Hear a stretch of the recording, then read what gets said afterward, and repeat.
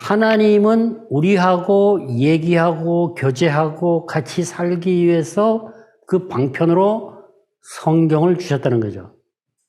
인간의 언어를 사용해서 특정 역사 가운데 문화 속에서 그들이 사용하는 언어를 사용해서 그 안에다 하나님의 뜻과 하신 역사하신 일들과 그 모든 것들을 넣어놨다라는 얘기예요.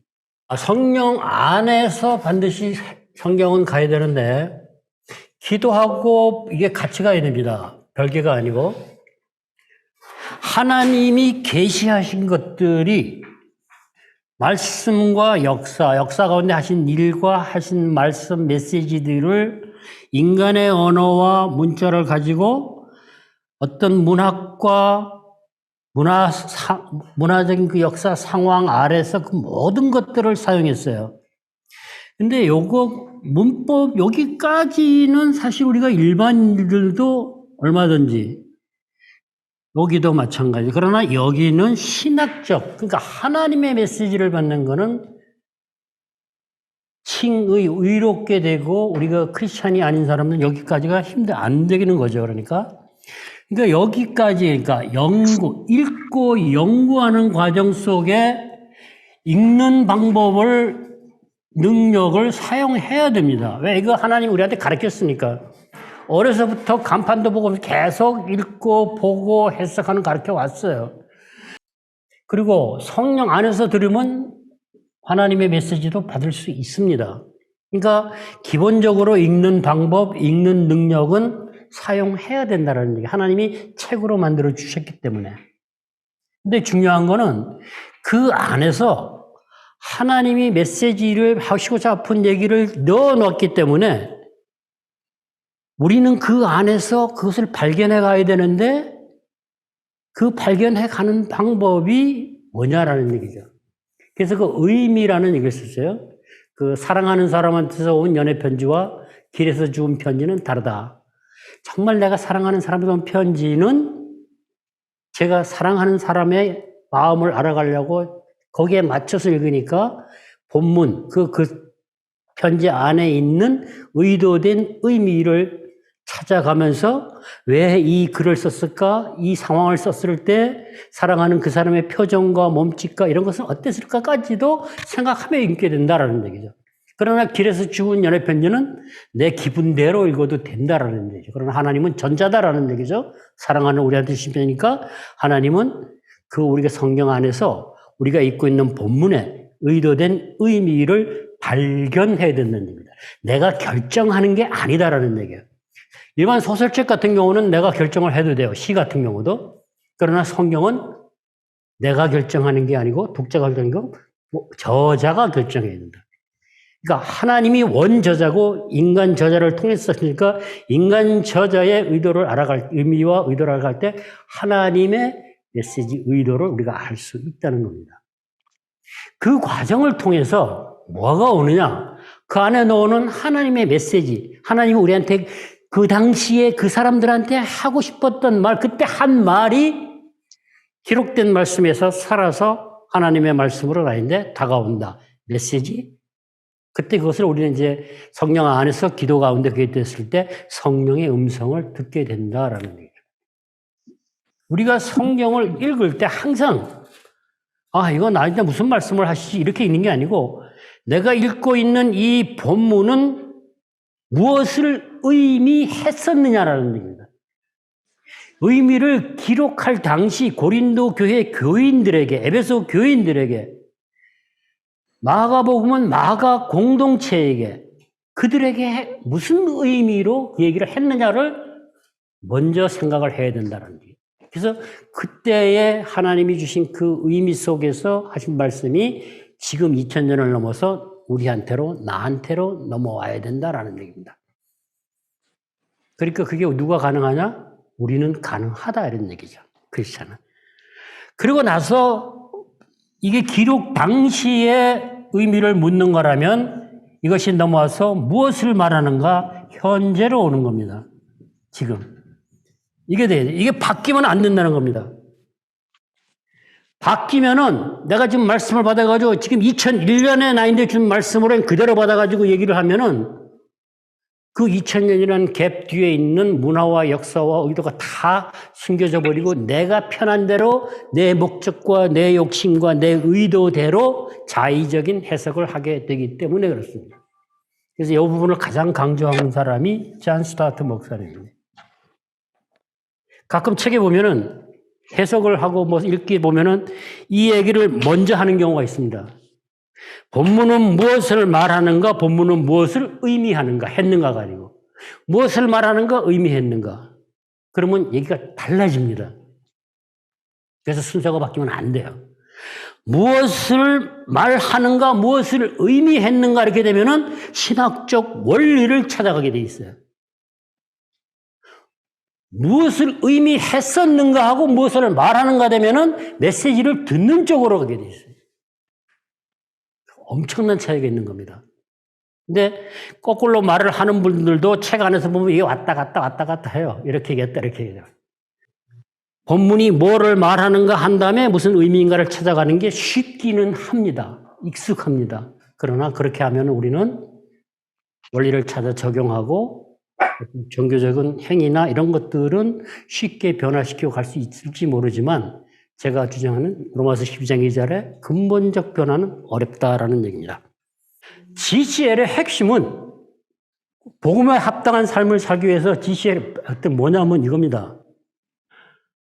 이 교재가 어떻게 만들어지냐면 변화를 가져오는 대화를 촉진시키기 위한 매트리얼이에요. 신학 교재가 아니에요. 어떻게 말씀을 가지고 성경의 이야기를 가지고 대화를 나누면 우리가 변화를 경험할 수 있냐는 얘기예요. 근데 그런 변화를 경험하게 하지 못하는 이유가 뭐냐는 얘기예요. 여러 가지가 있더라라는 얘기죠. 근데 그 변화를 가져오지 못하고 하나님의 사랑을 경험하지 못하게 하는 방해하는 요인을 6가지와 가식과 행위다, 뭐 합리하다, 뭐 그런 것들을 이렇게 써놨는데 그런 것들을 가지고 내가 가시적 행위가 있지, 네가 있지, 이런 것이 합리화지, 내가 내 욕심을 채우기 위해서 한 것은 이렇게 이런 거 하는 것들이 서로 얘기한다고 처리가 되느냐 하면 그게 아니다라는 얘기죠. 성경의 이야기 속에서 이야기를 나누면서 내가 하고 있는 거짓말과 내가 하고 있는 가식적인 행위의 원인과 동기들이 성령 안에서 해결이 돼야 돼요. 그런 대화를 해나가야 돼요. 그 대화를 하면 성경을 해석하는 읽고 연구하고 해석하는 의미를 발견한 이 과정을 무시하고는 대화가 어렵다라는 거예요. 이 과정의 대화가 여러 사람이 얘기를 하면 지난번에도 얘기했지만은 내가 보는 시각과 내가 보지 못하는 부분을 상대방이 보고 상대방이 가지고 오는 인사이트와 내가 가진 인사이트 서로 합쳐지면서 정말 그 안에서 기가 막히게 깨닫고 회개하고 사랑을 경험할 수 있게끔 간다라는 얘기예요. 그러니까 1:1도 그렇고 GCL도 그렇고 성경을 해석하는 과정을 모르면 대화를 나누기가 어렵습니다. 하긴 할 수는 있어요. 이렇게 뚱따지 같은 소리만 하는 거지. 그러면 어떻게 의미를, 하나님의 메시지를 발견해가고 들을 수 있느냐. 딴소리만 자꾸 하고 있는데. 그래서 이게 중요한 겁니다. 자, 보세요. 십자가 도표를 사용을 하는데 이 십자가 도표는 복음이 어떻게 일을 하는가를 시각적으로 보여주면서 우리 사고, 얘기하는 틀을 만들어가기 위해서 그려놓은 겁니다. 복음이 어떻게 일을 하느냐. 보세요. 성경, 그러니까 하나님의 거룩하심을 우리가 어디서 알 수 있습니까? 성경에서 알 수 있어요. 내 죄된 모성을 상담이나 이런 데서 뭐 인문학을 가지고 알 수, 아니에요. 성경 안에서 알 수 있는 겁니다. 어떻게? 성경을 읽고 연구하고 해석하는 이 과정을 통해서 알 수 있는 거지 그냥 앉아서 묵상, 명상한다고 아는 게 아니다라는 얘기예요. 그래서 성경을 읽고 해석하다 보니까 하나님의 마음과 하나님의 성품과 이런 것들이 느껴지면서 그 율법이 내 죄를 드러내 보여준다? 여기서 얘기한 것처럼 내 죄의 동기까지 보여주는데 이런 하나님이, 사랑이신 하나님이 죽을 수밖에 없는 죄인인 나를 위해서 십자가에 돌아가요. 이 십자가는 십자가라고만 하면 안 돼. 십자가를 축소한다라는 말을 쓰는데 십자가의 의미를 축소한다든가 십자가의 예수 그리스도의 하신 일과 사랑을 축소시키 이거 축소되는 게 아니에요. 하나님의 사랑은 그대로 있어요. 영원하고. 크기도 안 변해요. 우리가 축소할 수 없어요. 우리가 단지 내가 내 자아가 내 욕심이 이런 것들이 내 이기심 같은 것들이 내 교만이 하나님의 사랑을 말씀을 깨달아 알지 못하고 경험하지 못하게 막고 있는 것이지 그 자체가 커졌다 작아졌다 하는 게 아니다라는 얘기예요. 그래서 복음이 어떻게 역사하냐? 예수 그리스도의 대속과 죽음, 하나님의 사랑이 역사할 때 성경 안에서 하나님과 내 죄가 드러나면서 회개가 터질 때 그 사랑 안에서 우리가 예수에 만나는 거예요. 그때 역사가 일어나요. 그때 많은 일들이 일어난다라는 얘기죠. 나를 세워주기도 하고 상처도 치유하기도 하고 알아들이라고 말씀도 해주시고 정체성도 확인해주고 이런 많은 것들이 이 안에서 일어나는 거예요. 우리가 계속 가면 갈수록 하나씩 해서 그 사랑이라는 열매가 어떻게 돼요? 익어가는 거죠. 이것과 이것이 연결될 때에 무언가가 나인데 치고 들어와요. 그게 뭐예요? 죄인인 나를 사랑한다는 그 사랑이 나인데 온다는 거예요. 그때 그 사랑이 열매가 돼가는 겁니다. 그 사랑 안에서 내 죄된 어떤 그 정욕의 동기라든가 사욕, 탐심 이런 동기로 인한 본성을 한 죄가 죽어가면 또 다른 것이 회복이 되죠. 해석의 과정을 그래서 이 교재는 이렇게 돼 있어요. 성경 대화로 시작을 하라 그랬어요. 성경 대화로 시작하는 게 성경의 이야기를 제가 지난 시간에 잠깐 나중에 마지막에 했는데 주님이 조반 후에 요한의 아들 시몬아 네가 이 사람들보다 나를 더 사랑하느냐라고 얘기하셨어요. 그게 그날 내가 묵상을 해야 되는 본문이다라는 얘기예요. 이 사람들보다 나를 더 사랑하느냐인데 기분이 별로 안 좋아요. 그럼 뭔가 이상하다는 거예요. 그러면 그 이 사람들이랄 때 그 사람이 뭔가 바른 옆에 있는 제자들을 얘기하는 건가? 아니야. 보니까 후투스 디스 이것들 이 사람들 이것들도 되더라는 얘기예요. 이것들은 뭐예요? 조반 후에 했으니까 내가 먹던 떡과 생선 조금 더 앞으로 가면은 고기 잡는 거 세상 속의 욕망 이런 것들보다 더 사랑하느냐라는 얘기예요. 그것도 사랑하지 말라는 얘기는 아니에요. 더 사랑하느냐고 물었어요. 그건 아주 나쁜 거 아니다라는 얘기지. 그렇게 갔을 때 뭘 볼 수 있어요?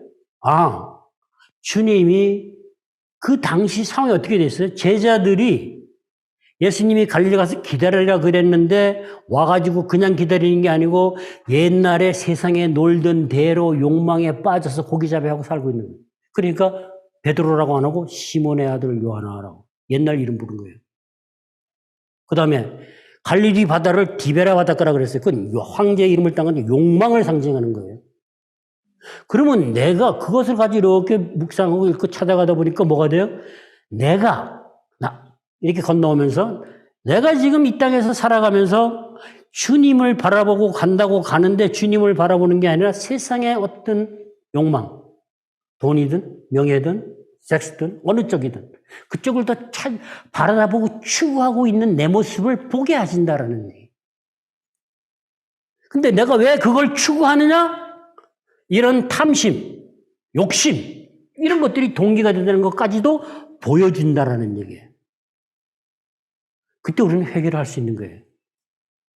그래야 진짜 하나님이 나를 이런 나를 사랑했다는 게 이제 그때의 나이인데 다가오기 시작한다는 그런 대화를 해나가야 된다는 얘기예요. 이런 대화를 할 때 성경 본문 안에서 하나님을 만나면 하나님 빛이잖아요. 내 죄는 드러날 수밖에 없다. 내 죄가 본문 안에서 지적질을 당한다는 얘기예요. 자 보세요.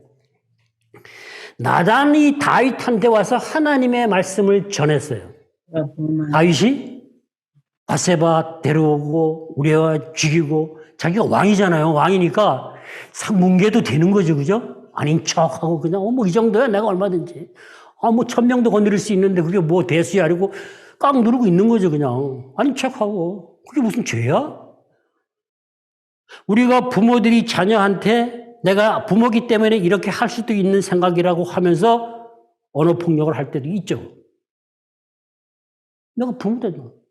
어떤 내가 권위자 있으면 내가 사장이기 때문에 내가 교회 안에서 집화장이기 때문에 나도 모르게 그럴 수 있다는 겁니다. 합리화한다는 얘기죠, 내가. 나 정도는 괜찮아, 이 정도는. 내가 뭐 교회 일 열심히 하려고 하다 보니까 그렇게 된 건데 뭐 내 욕심 채우려고 했지만 그런 포장을 해서 합리화시킨다라는 얘기예요. 그런 다윗이 딱 누르고 있는데 나단이 와서 얘기를 하는 거예요. 부자가 있는데 하나밖에 없는 놈 걸 뺏어가지고 그것도 친한 사람도 아니고 지나가는 손님한테 갖다 대접을 했대. 그 다윗이 열받았잖아요. 그 새끼 죽일 놈이라고. 잡아 죽여야 된다고. 그러니까 뭐라 그래요? 그게 너야. 그게 너라는 얘기예요. 그게 너야. 근데 다윗이 그게 너야 그럴 때 나단이 와서 한 얘기는 결국은 성경에 지금 우리는 말하면 성경 본문 이야기입니다. 나단이 자기 얘기한 게 아니에요. 하나님의 말씀을 가지고 와서 얘기한 거예요. 그리고 풀은 거예요. 그게 너야. 네가 이렇게 했지 않냐. 그래서 네가 하나님을 업신여겼다 그랬어요. 하나님을 업신여겼다? 이게 말이 됩니까? 다윗이? 어마어마한 죄죠. 그때서야 자기가 찔림을 받고 자기가 밧세바와 우리바한테 한 그것이 하나님한테 업신여긴 엄청난 죄였다는 것을 알게 되는 거죠. 그리고 나서 뭐예요? 그 다음에 한 것이 시편 51편의 회개입니다. 이 찔림을 받고 나단이 와서 말씀을 얘기해서 찔림을 받고 죄가 드러나서 고백을 하고 눈물 콧물 다 쏟고 뼈가 부러지는 내 정체성, 내 자아가 깨지는 고통을 겪고 고백하는 과정이에요. 그게. 정한 마음과 정직한 영을 새롭게 하고 제대로 된 번제를 예배를 드리게 실제 회개의 과정 속에 일어난 일을 자기가 회개한 내용을 시로 써서 시편 51편 만든 거예요. 그게 왜 가능했어요? 나단이 와서 하나님의 말씀을 가지고 얘기할 때 그 얘기를 서로 나눌 때 그게 너야 찔림을 받았다라는 얘기죠. 애써 합리화시키고 나아가 누르고 숨기고 있던 죄를 드러냈다라는 얘기죠. 자, 성경의 대화를 해가면서 우리는 그것이 되어야 돼요. 성경의 이야기를 해가면서 나단이 그렇게 했을 때 다윗이 합리화시키고 있던 그런 것들을 벗겨내고 가식적인 행위를 들춰보이고 그 뒤에 있는 악한 정욕, 이 뿌리가 뽑아집니다. 그것을 지시엘은 얘기하고 있어요. 어떻게? 이렇게 할 때에 우리는 뭐가 되느냐? 내 안에서 하나님이 성령이 역사하신다. 내 죄를 회개하게. 그럼 내 안에 회개할 때 하나님의 사랑이 부어지면 내가 뭘 해요? 그 사랑으로 밖으로 나가는 거예요. 그래서 복음이 어떻게 역사하느냐? 내 안에서는 어떻게 하느냐? 내 안에 역사한 복음 하나님의 사랑은 어떻게 이웃으로 흘러나가느냐? 그런 얘기를 어떻게 성경의 이야기를 가지고 나누느냐? 이 해석의 과정이 빠지고 나눈다 그러면은 의미를 발견할 수도 없고 사랑을 경험하기도 어렵다라는 얘기를 하는 겁니다. 본문의 이야기를 빼고 그 아티클만 가지고 나눈다 그러면 그런 얘기를 전혀 안 들어본 일부 사람들은 좋다고 하겠지만 어느 정도 교회를 다닌 분들은 그거 가지고는 만족할 수가 없죠. 안 되죠. 왜? 복음이 역사할 수 없으니까. 복음은 어디서 역사해요?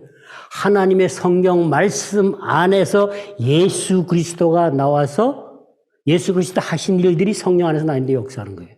근데 성경의 이야기를 빼고 한다면은 방법이 죄송하지만 없다라는 얘기입니다. 그래서 이 개념을 가지고 있으면 자, 그래서 이게 여기서 이 구화까지 가는데 내 안에서 어떻게 율법과 복음 속에서 죄를 드러내고 회개하게 하고 우상의 뿌리를 뽑게 됩니다. 그러면 내가 용납하고 용서하며 나갈 수 있다. 내 삶의 부부 사이에 갈등이 있는, 가정 안에 갈등이 있는, 밖에든 어디든 그런 갈등 속에서 내가 문제를 쳐내서 해결되는 게 아니라 복음 안에서 해결된다. 어떻게? 용납하고 받아들이고 용서할 수 있는 힘이 그 안에서 주어진다라는 얘기예요. 근데 국가의 갈등을 얘기하면서 베드로와 바울의 얘기를 했어요. 이방인들과 음식을 먹는 그 본문을 가지고 그거는 베드로는 슬슬 피해가고 바울은 그냥 대놓고 뭐라 그랬어요. 바울은 공격형이고 베드로는 회피형, 도망가는 형이에요. 갈등을 해결하는 방법이 두 사람이 달랐어요. 그러나 그런 방법으로 해결하라는 게 아니에요. 어떻게? 복음적인 방법으로 해결해야 된다. 복음의 해결 방법은 원천이 사랑이에요. 내가 회개하고 용서하고 용납하고 사랑으로 다가가는 거예요. 근데 그 본문에는 그런 얘기는 없어요. 그거는 십자가의 하나님을 알아가고 내 죄된 본성을 말씀 안에서 깨닫게 하실 때 십자가의 대속과 하나님이 로마서 5장 8절에 우리가 죄인 되었을 때 하나님의 사랑을 확증했다 그랬잖아요. 그 사랑이 들어와야 됩니다. 그때 5장 8절에서 그 사랑을 5장 5절에서 성령께서 부어주신다 그랬는데 그것을 가지고 이렇게 얘기를 합니다. 존 스타트 목사님이 로마서 강해라는 책에서 마틴 로이드 존슨 목사의 얘기를 빌어가지고 이 사랑이 부어질 때 그 5장 5절을 보면 그 쏟아 부어진다는 표현이에요. 살짝 떨어진 게 아니고 부어질 때 우리는 뭘 할 수 있어요? 하나님의 사랑이 열매로 맺어지는 것과 동시에 하나 더 일어나는 일이 정체성을 확인시켜 준다는 겁니다. 내가 너를 위해서 이렇게 아들을 죽였고 너를 죄를 대속하기 위해서 내가 죽었다. 너는 내 것이다라는 얘기죠. 내 아들이다라는 얘기. 그것이 그 안에서 이루어진다고 합니다. 그거를 성령의 인치심이라는 표현을 써요. 내 거다 그랬더니 내 것, 내 백성, 내가 막 그거를 이 안에서 경험할 수 있어야 돼요, 여러분들이.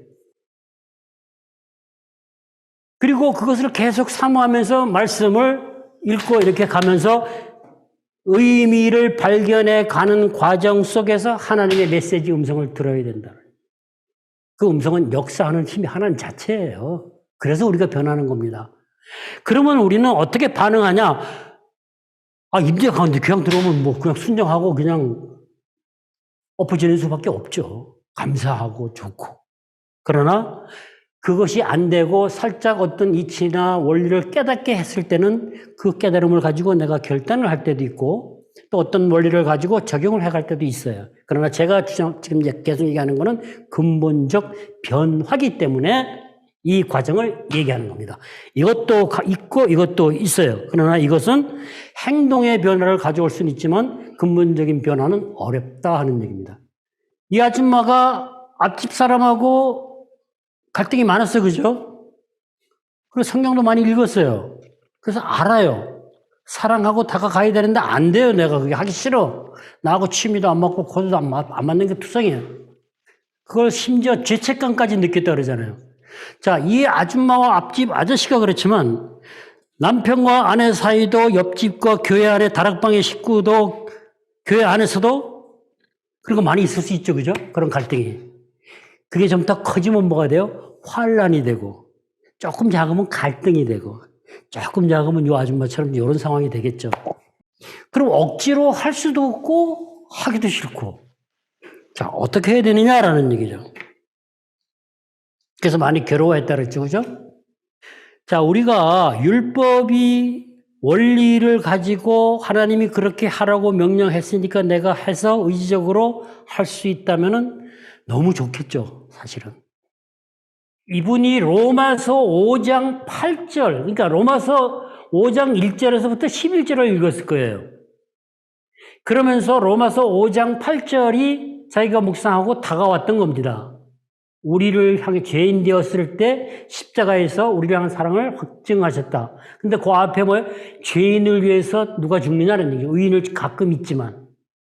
그리고 앞에 환난 가운데 즐거워할 수 있다는 그 내용이 쭉 이렇게 나오면서 5장 8절에서 이분은 하나님이 나를 죄인인 나를 구원하기 위해서 아들을 죽이셨고 나를 사랑해서 그렇게 하셨구나를 느끼기 시작했다라는 얘기죠. 깨닫기 시작했다라는 얘기죠. 그러면서 그 안에서 본 거는 뭐예요? 내가 어떤 죄인이었느냐를 성령이 보게 한 거예요. 자기가 하고 있는 그 환경 속에서 내가 진짜 다가가지 못하고 이런 것이 내가 가지고 있는 사랑은 없었고 그렇게 하지 못하는 게 내 이기적인 내 자아, 내 생각이었다라는 걸 알게 해요. 근데 우리는 대부분 이 부분을 뭉갠다라는 얘기예요. 이걸 감춘다라는 얘기입니다. 합리화하고 감추고 뭐 그럴 수 있다고 넘어가는 거예요. 그런데 로마서 5장 8절의 말씀을 통해서 이게 드러난 겁니다. 이게 드러나니까 뭐가 돼요? 내가 죄인인 것을 인정해야 되잖아요. 내가 죄인인 나를 하나님이 그렇게 사랑해서 아들을 죽이셨고 예수님이 십자가에서 그 꼴을 당하고 죽으셨으니까 뭐가 돼요? 회개가 된다는 겁니다. 그 회개를 통해서 내가 뭐가 돼요? 새롭게 된다는 거예요. 마음이 새롭게 된다. 이 이기적인 것은 없어지고 새롭게 되는 이 안에 뭐야 돼요? 하나님의 사랑이 들어온다. 이것이 5장 8절에서 성령께서 우리 안에 성령이 우리 심령에 하나님의 사랑을 부은 바 됨이라. 이 사랑이 들어온 겁니다. 그래서 이 사랑을 가지고 다가간 거예요. 그러면 쉽다라는 얘기죠. 기쁘게 갈 수 있다는 얘기예요. 이것이 이 얘기예요, 이 얘기. 하나님의 그 사랑을 알고 내가 죄인인 걸 아니까 십자가에서 예수가 죽었어. 누구를 위해서? 나를 위해서. 그게 복음이에요. 이게 역사했다는 얘기입니다. 그래서 이기적인 게 없어지고 사랑 없으면 내가 알게 된 거예요. 다윗이 또 감췄던 것을 드러내서 알듯이.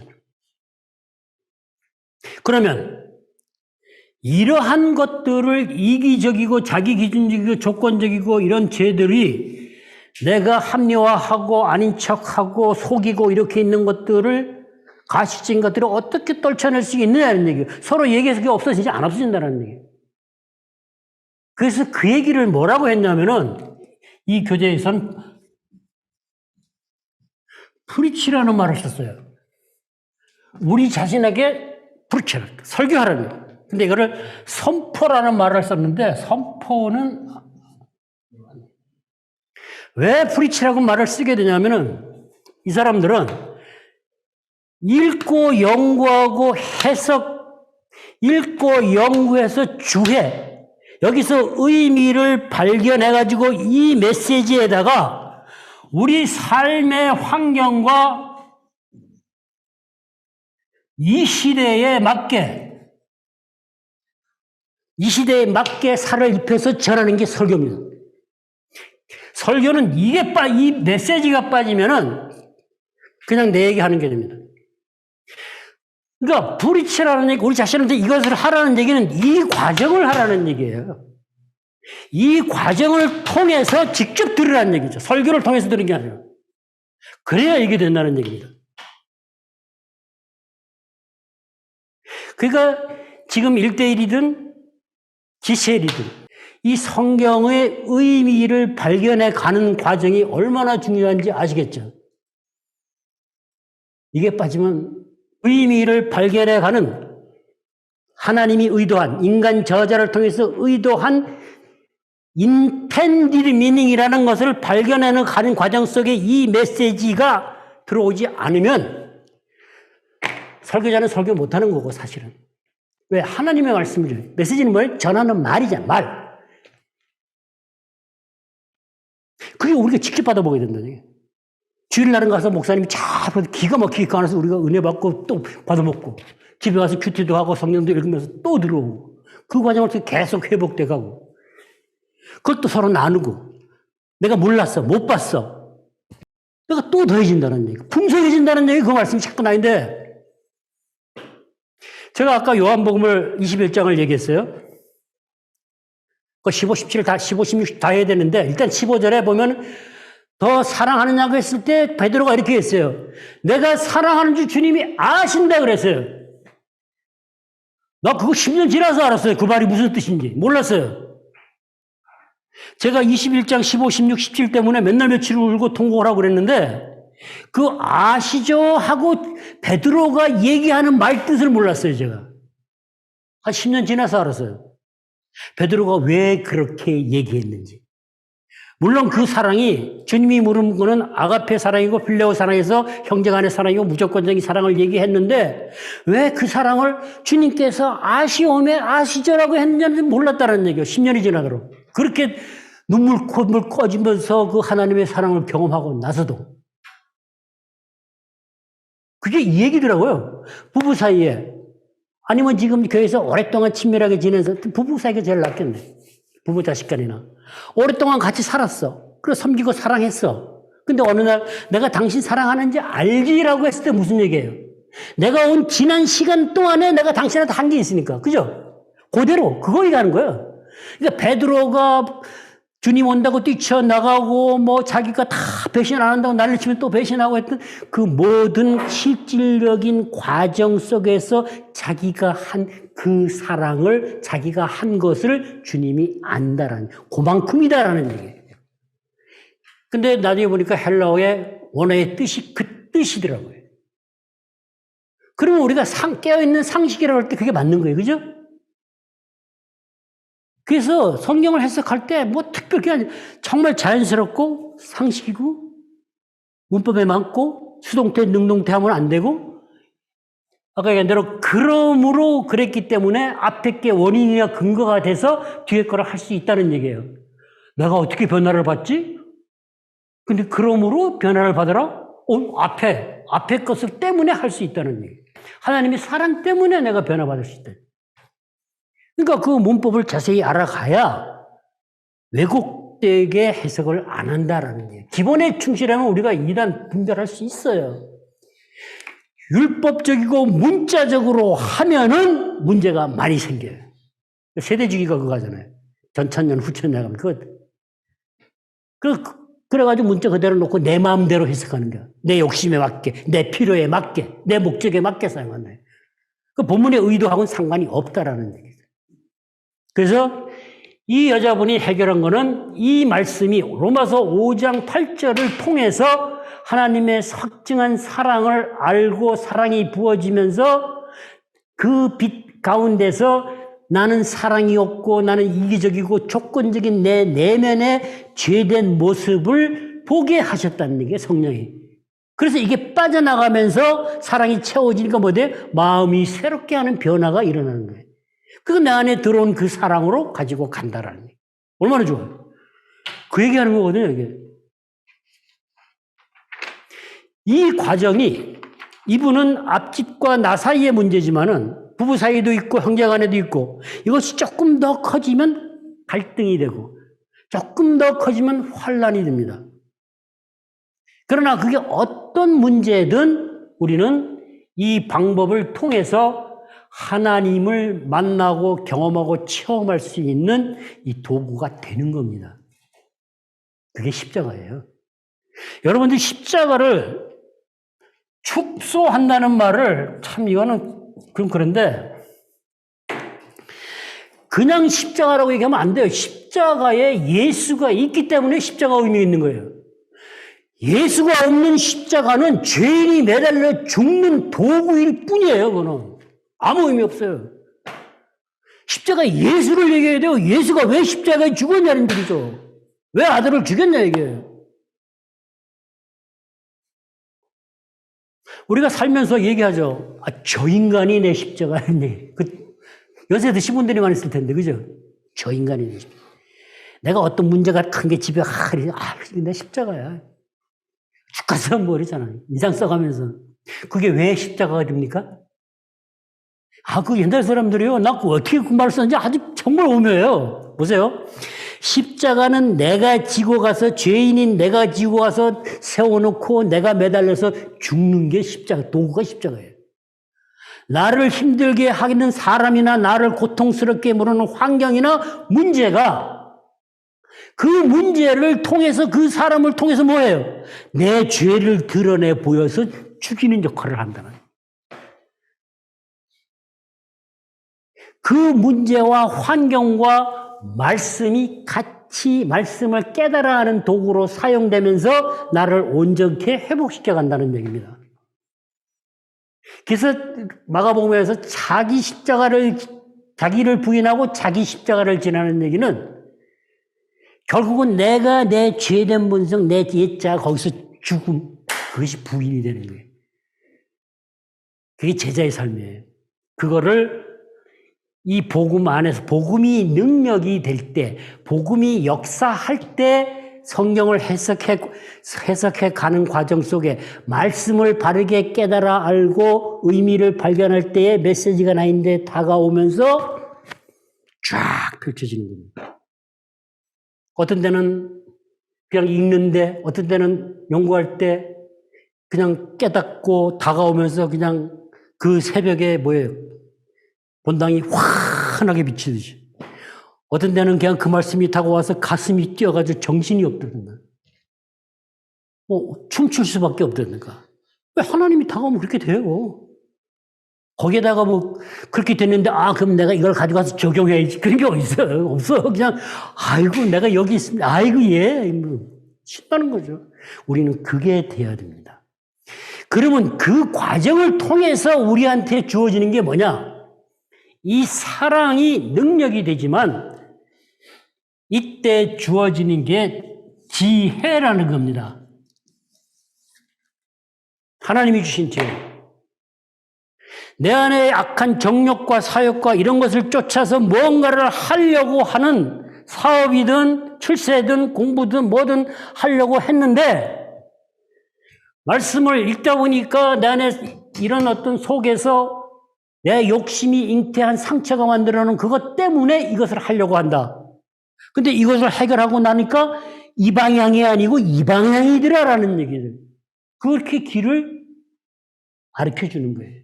인도. 그 길을 갈 수 있는 지혜를 나인데 선택할 수 있는 거예요. 이 해석이라는 과정 속에서 나를 변화시켜 가면서 내 가치관, 개념, 생각 이런 것들이 바뀌면서 그 본문 속에서 하나님은 나인데 삶의 지혜를 주십니다. 그래서 시편 119편에서 그렇게 얘기를 하는 거예요. 스승보다 높고 노인보다 높고 그치? 그래서 말씀의 맛이 내 입에 송이꿀보다 달다라는 고백을 하는 겁니다. 얼마나 좋아요. 그럼 우리가 뭐가 됩니까? 이게 돼야 하나님의 뜻을 분별한다는 얘기예요. 하나님의 뜻만 분별하는 게 아니에요. 정보. 인터넷상에 떠도는 수많은 정보가 진짜 가짜 막 섞여 있잖아요. 그거 어떻게 분별할 거예요? 기준이 뭐예요? 이게 돼야 된다는 얘기입니다. 누가 그러더라고요. 정보의 홍수. 여름 장마철에 홍수가 나면은 먹을 물이 없어요. 똥물밖에.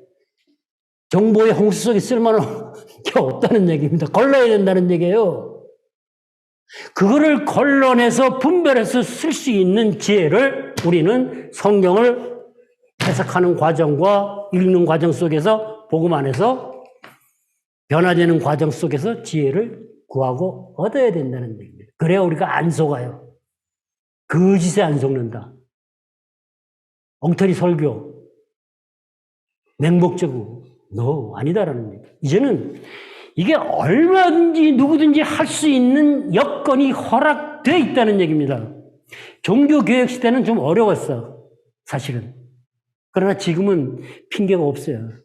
주석이 없어도 번역본 두세 개만 연결시켜 봐도 얼마든지 찾아갈 수 있고 성경 안에 배경과 문제를 드러내 보인 데가 너무나 많고 그러니까 그 노력도 하지 않는다면 우리는 전능하신 하나님을 어떻게 해요? 거저 먹으려는 거지. 거저 그냥 하루 종일 돈 천불, 백불 벌라고 새가 빠지게 가서 일을 하는데 왜 우리가 하나님을 만나려고 그러는데 왜 그건 안 하냐 말이에요, 도대체. 그러니까 있으면 되냐라는 얘기지. 분명히 하나님은 책을 주고 너네가 이렇게 따라오라고 얘기했는데 따라가면 되잖아. 그 시간은 줘야 될 거 아니냐는 얘기예요. 아니지. 하나님이니까 성령이 있으니까 그냥 앉아있으면 돼. 뚝 떨어지면 내가. 할렐루야 여러분들. 우리는 내 의지를 가지고 내 시간을 드려야 됩니다. 그게 내 삶을 드리는 겁니다. 말씀을 가지고 읽고 연구하고 의미를 발견하면서 해석해 갈 때 그 시간을 드리는 것. 그게 반드시 같이 가는 게 뭐예요? 묵상하고 기도가 같이 가야 돼요. 메시지가 떨어졌어요. 뭔가 깨닫게 했어요. 그럼 어떻게 해야 돼? 그거 가지고 열심히 기도해야 돼요. 그 내용 가지고. 그럼 그 안에서 또 다가오신다는 거예요. 너무 신나죠. 너무 좋죠. 그리고 거기에 대해 나오는 보너스가 뭐냐? 하나님의 사랑이 임재가 나인데 느껴질 때 내가 너무 감동하고 심한 경우는 창자가 돌아가는 환장하는 느낌까지도 우리가 경험하게 돼요.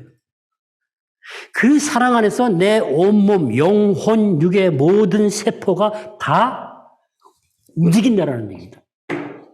그럼 뭐가 일어나겠어요? 뭐가 일어나겠어요? 의학적으로 해결 안 되는 미세한 부분들은 치유가 일어날 수 있다는 얘기입니다. 저는 공황장애를 10년 안고 살았어요. 지난번에 또 2년 동안 직장암 가지고 투병했어요. 원인이 해결될 때. 그러니까 기도 안에 하나님의 메시지, 하나님의 음성이 들어오고 하나님의 임재를 경험할 때 우리는 세움과 치유와 회복의 역사를 경험할 수 있다는 얘기입니다. 우리가 사랑을 강구하고 사랑을 추구하고 사는데 우리가 추구하는 욕망이라고 하는 거는 세상에 그 어떤 것들을 가지고도 내 안의 욕망을 채울 수 없다는 겁니다. 우리의 욕망은 끝없이 추구하고 가도 안 채워진다는 겁니다. 왜? 우리가 하나님의 형상으로 만들어졌기 때문에. 온 지구를 다 넣어도 안 채워져요. 이거를 채울 수 있는 것은 하나님의 사랑밖에 없다는 겁니다. 그래야 우리가 그것이 차야 자족할 수 있고 헛된 욕망을 쫓아가지 않고 살 수 있다는 얘기입니다. 이런 과정을 가지고 뭘 해야 돼요? 매일매일의 큐티를 해야 됩니다. 이것이 빠지고 큐티를 하면은 정형화될 수밖에 없다는 거예요. 심지어 김재현 박사는 목사들이 성경 해석을 가르치는데 어디까지 가르쳐요? 큐티할 수준까지만 가르친다. 그건 뭔 얘기예요? 이것까지 깊이까지 안 가르친다. 여기는 큐티가 어느 선까지만 간다는 얘기를 하고 있는 겁니다. 안 돼요, 그러면. 이거 해야 돼요. 이 전체의 개념이 내 머릿속에 딱 세워져 가지고 매일매일 성경을 읽고 큐티를 할 때에 하나님을 만날 수 있다는 거죠.